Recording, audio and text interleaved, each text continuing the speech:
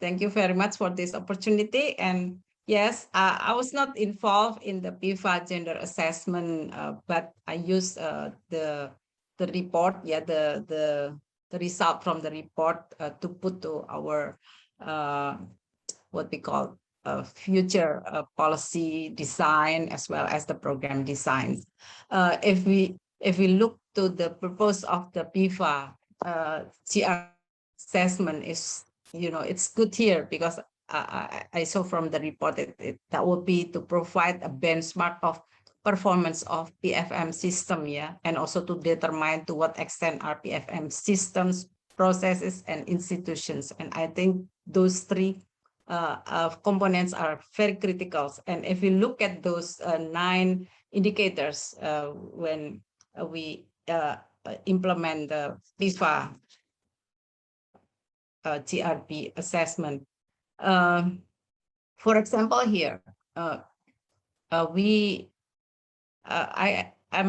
have been more than 20 years in the National Development Planning Agency, the same agency as Ibu Woro before. So I'm the one who developed the gender analysis tools for planning at that time, and also use it and use the tools to do the gender analysis in the 9 important sectoral developments, and also initiating the gender budgeting at that time. If we look at the first indicators, for example, talking about of government policy proposals, especially on how the analysis of expenditure, for example, the government, as mentioned by my colleagues Ibu Woro, that the government has already done gender budget tagging, and we know from its ministries, Ibu Woro mentioned that there are 36 ministries who have done gender budget tagging, and also 34 provinces. And if you look at the amount of the budget itself, it's big budget.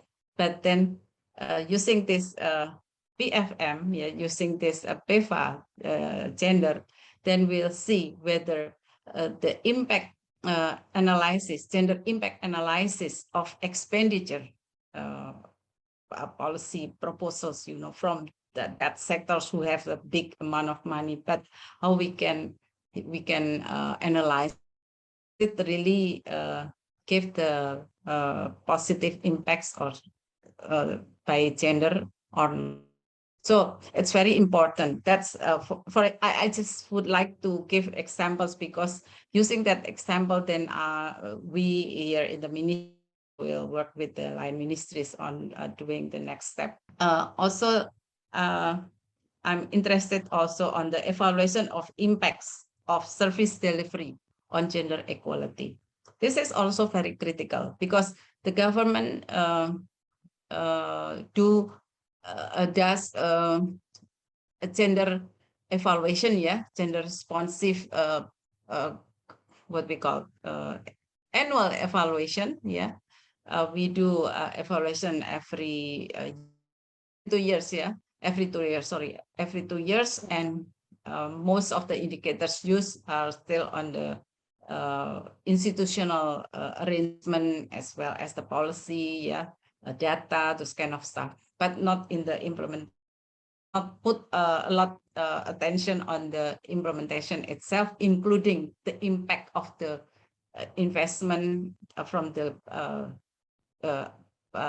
budget expenditure. So this is that's why I look at this PEFA gender assessment report, and I see, Indonesia, as mentioned by my colleagues Ibu Woro, we only got 3 Bs, and this is the one discussed with the World Bank in Indonesia. Gender responsive budget circular and documentation as a budget expenditure for gender equality. But for the main indicators, the 6 ones, the other ones, because we have 9, right? So we only be on the 3 indicators, the 6 indicators. I think those are the critical ones, like, as I mentioned before, the impact, government policy proposals, gender responsive public investment management, and also gender evaluation of the impacts. Yeah, for me, it's good time now. And also, I think next year the government will prepare a 5-year development plan. Yeah, I think it will start a development plan, and I think using the result from PEFA gender assessment, because you also from this report there are some recommendations, and I think those recommendations are really fit to what we can improve in the near future.